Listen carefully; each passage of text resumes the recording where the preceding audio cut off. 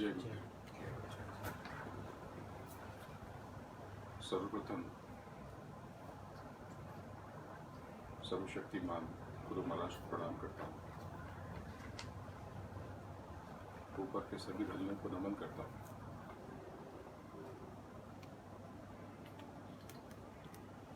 नीचे सृष्टि चलाने वाली सभी शक्तियों का अभिवादन करता हूँ और आप सबके आज्ञा चक्र पर विद्यमान प्रभु का अंश आपकी जीवात्मा को नमन करता हूँ। पवित्र जीवात्मा, आज का ये दिन बड़ा अद्भुत है। आज सप्तमी और अष्टमी और कल अष्टमी। आज रात में रोहिणी नक्षत्र।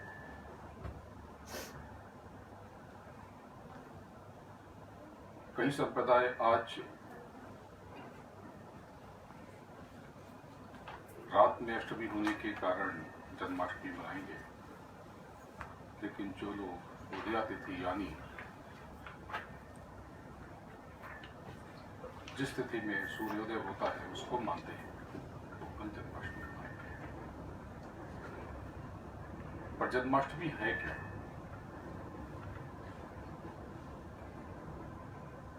क्या किसी कृष्ण के जन्म होने से वो दिन पर्व बन जाता है? फिर तो इतिहास भले ही आपको ज्ञात हो न हो, पता हो न हो, जब से सृष्टि बनी हर 365 दिन में कोई न कोई महापुरुष, कोई न कोई पीर, कोई न कोई पैगंबर, कोई न कोई औलिया, कोई न कोई अवतार जन्मा। आपको पता नहीं, बस इतना ही फर्क है। जन्माष्टमी दरअसल भाग्य बदलने का काल है। आप इस सृष्टि में वही भोगते हो जो आपका है। जो आपका नहीं है आप उसको नहीं भोग सकते। आपको दो अधिकार मिले, अच्छे से अच्छा करो, बुरे से बुरा करो। कर्म करने के लिए आप मुक्त हो, लेकिन फल भोगने के लिए आप परतंत्र हो। जब आपके नकारात्मक कर्म इकट्ठा हो जाते हैं और आप रोने और चिल्लाने लगते हो, तब संतों और महापुरुषों ने, तब संत और महापुरुष आपके उस कष्टों का इलाज और निदान बताते हैं।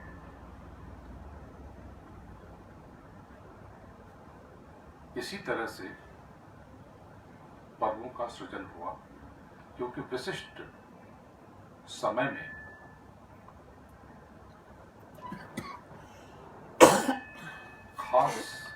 खास वक्त के हिस्सों में कुछ न कुछ विशेषता होती है। पर्व का अर्थ यह है कि आप उस कालखंड में नए कर्मों से नए फलों का सृजन करके आप अपने कष्टों को कम करते हैं। जो आपने कर दिया है वो तो आपको भोगना ही है। जैसे आपने किसी बैंक से कर्जा ले लिया तो आपको चुकाना ही पड़ेगा। अब इसका रास्ता क्या है? रास्ता ये है कि आप थोड़ी कमाई करें।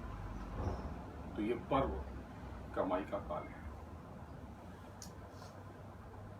आज रात पे आप सब बैठकर अपने भीतर उतरे ध्यान और भजन से। ध्यान का मतलब देखना, भजन का मतलब सुनना। ये गाना गाने का नाम भजन नहीं है। गुरु महाराज ने साफ साफ बताया कि भजन का अर्थ है सुनना, अंदर के कान से ऊपर की आवाज, उन महाशब्दों को, उस महानाद को, उस नाम को, उस धुन को जो आपका मूल है, आपका आधार है। हम यहाँ पर कुछ विशेष प्रार्थना भी कर रहे हैं। आपको ये कर्मकांड नजर आता होगा। गुरु महाराज ने 3 महायज्ञ किए थे। उन्होंने कहा कि चौथा यज्ञ मैं करूंगा और वहीं से कलयुग में सतयुग का प्रादुर्भाव होगा, यानी कलयुग में कलयुग जाएगा और कलयुग में सतयुग आएगा। कलयुग में एक ऐसा कालखंड जो सतयुग जैसा हो जाएगा। उन्होंने कहा था कि चतुर्थ यज्ञ के पश्चात वो काल, वो वक्त आरंभ हो जाएगा, शुरू हो जाएगा। मुझे उन्होंने निर्देश दिया कि जब तक वो चतुर्थ यज्ञ नहीं होता है, लिंग शरीर में जो जीव रहते हैं उनको प्रसन्न करते रहो, क्योंकि लिंग शरीर में बहुत से ऐसे जीव जिन्होंने बहुत समय से उनको आहार नहीं मिला, भविष्य नहीं मिला, तो हर बरस हम लोग चुपचाप खामोशी से यहाँ पर लिंग शरीर वालों को प्रणाम करते हैं, जिससे हमारे ध्यान और भजन में उन्नति होती रहे, विघ्न ना आए। ये रुद्राभिषेक ये है क्या, गौर से समझना। ये किसी पत्थर के ऊपर जल डालना रुद्राभिषेक नहीं है। दरअसल है तो ये वैज्ञानिक। हमारे एक बहुत बड़े वैज्ञानिक हुए थे डॉक्टर होमी जहांगीर भाभा। उन्होंने कहा था, जो पुराने लोग हैं उनको याद होगा, उनका एक स्टेटमेंट था कि अगर एटॉमिक वार होता है, न्यूक्लियर वार होता है, तो हिंदुस्तान को सबसे कम नुकसान होगा। क्यों? इसका रहस्य मैं बताऊंगा। दरअसल जो एटम होते हैं वो वर्तुलाकार ट्रेवल करते हैं, गोल पिंड में घूमते हैं, यूं अंडाकार, वर्तुलाकार। हमारे प्राचीन महर्षियों ने पाया कि अगर इस पर दूधिया जल गिराया जाए लगातार, निरंतर, कंटिन्यूअस, और उसके आसपास एक ऊष्मा हो, तो वहां पर रेडियोएक्टिविटी बहुत कम हो जाती है। इसी को आप अभिषेक कहते हो। लेकिन दरअसल आध्यात्म में रुद्राभिषेक का अर्थ एक बिंदु पर ध्यान केंद्रित करना है। आप कहीं भी रुद्राभिषेक होते हुए देखो या स्वयं करो तो आप ध्यानस्थ हो जाओ, अपने हाथों को स्थिर कर लो, अंदर की आंख से उस पिंड पर, उस बिंदु पर देखने की कोशिश करो। आप उछल जाओगे। जो साधक हैं, जो अभ्यासी हैं, जिनकी उन्नति नहीं हो रही, वो झूमने लगेंगे, अरे ये क्या, ये तो बड़ी जोरदार टेक्नोलॉजी है। हाँ, ये सारे जिनको हम कर्मकांड कहते हैं, दरअसल ये एक तरह के, एक प्रकार के वैज्ञानिक कर्म हैं। कालांतर में हमें इनका बोध विस्मृत हो गया। तो आज रात में आप सब ध्यान और भजन में देर तक बैठे, जितना ज्यादा समय दे सके। आज ज्यादा समय नहीं लूंगा, क्योंकि अभी काशी के प्रकांड पंडित, उनका कर्म फिर से आरंभ हो जाएगा और हम फिर से इस प्रक्रिया से जुड़ जाएंगे। ध्यान रखना कि कलयुग में कलयुग जाएगा और कलयुग में सतयुग आएगा। ये क्रिया गुरु महाराज के समक्ष होगी। गुरु महाराज थे, गुरु महाराज हैं, गुरु महाराज रहेंगे। तो उनसे गुहार लगाते हैं और प्रार्थना करते हैं, मेरे प्यारे गुरु दातार मंगता द्वारे खड़ा, मैं रहा पुकार पुकार, हर कर देखो जरा, मोहे दीजे भक्ति दान, काल सुख बहुत दिया, मेरी तड़प उठी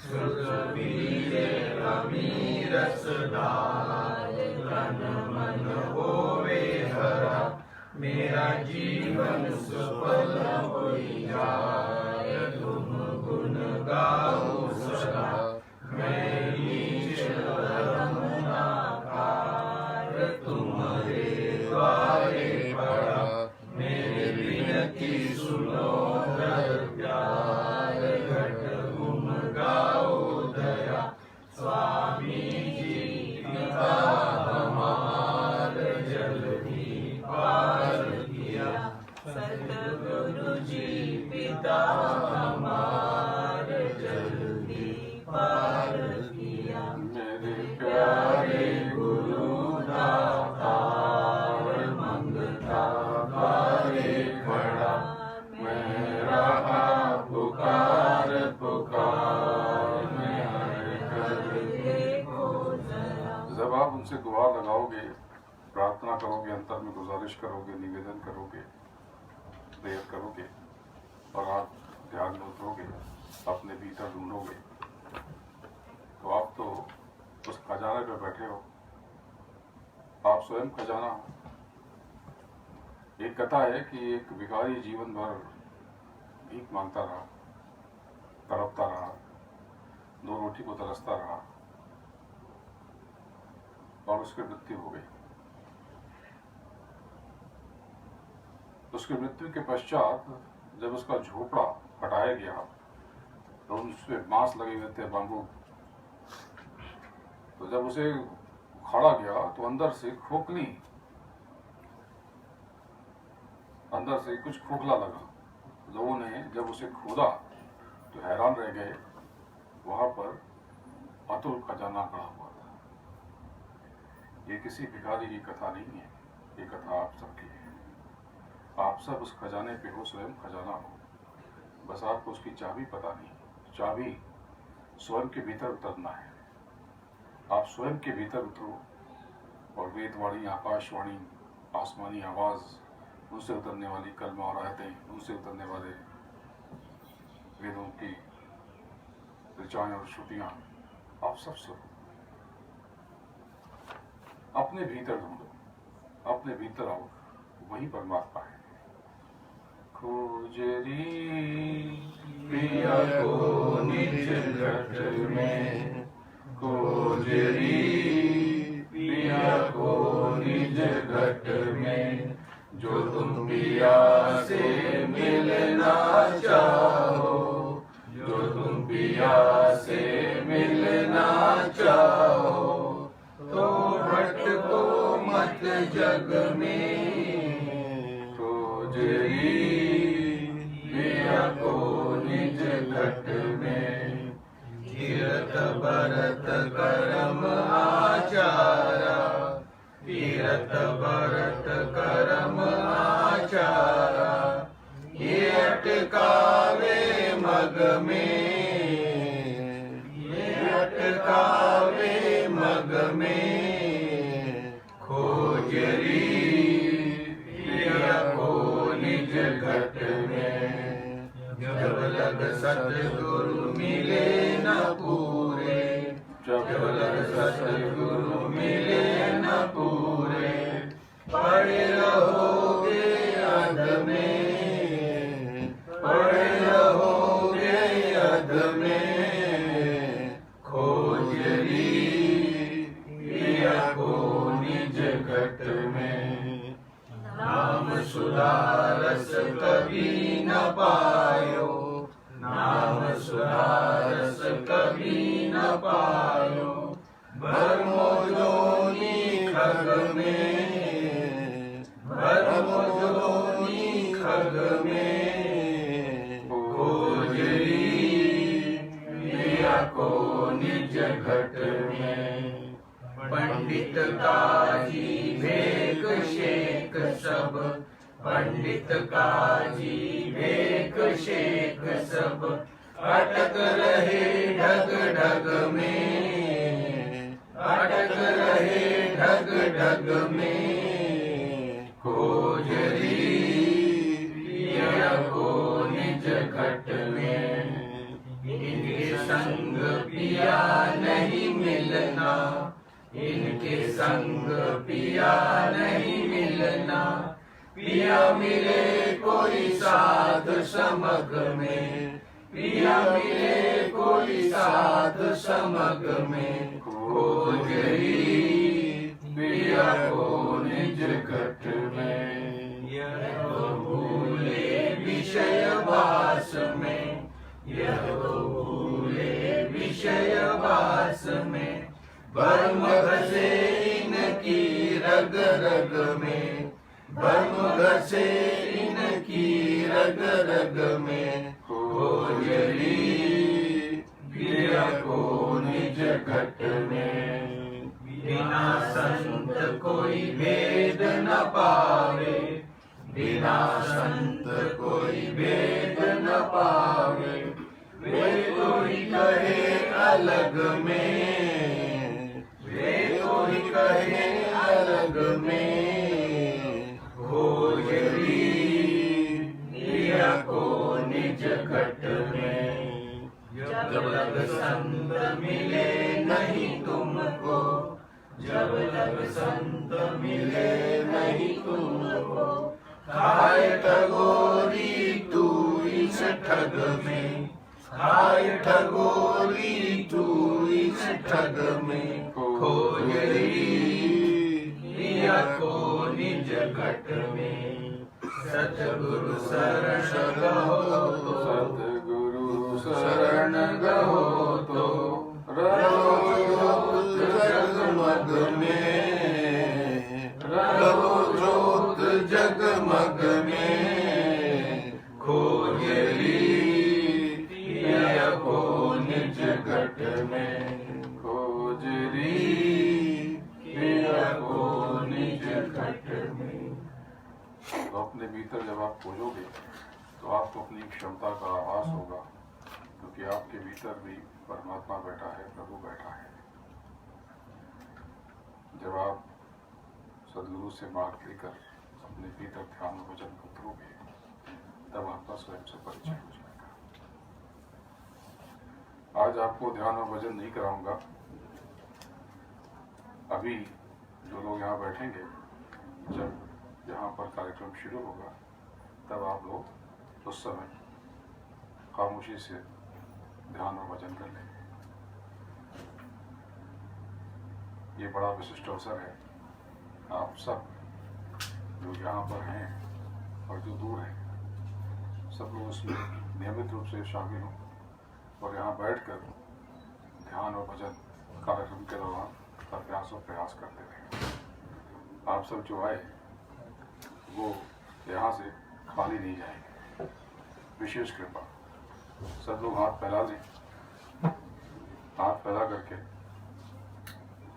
आपकी जो भी कष्ट है, परेशानी है, यहीं पर छोड़ दें। ये मत कहें कि मैं बहुत परेशान हूँ। ये कहना है आपको कि मेरी जो भी परेशानी है, कष्ट है, अब ये दूर हो जाएगी। मुझे परमात्मा पूरा यकीन है, पूरा विश्वास है। और आप परमात्मा की रश्मियों को, उसके महाप्रकाश को अपने भीतर उतरता हुआ महसूस करें। आपके ऊपर बहुत बड़ी कृपा हो जाएगी।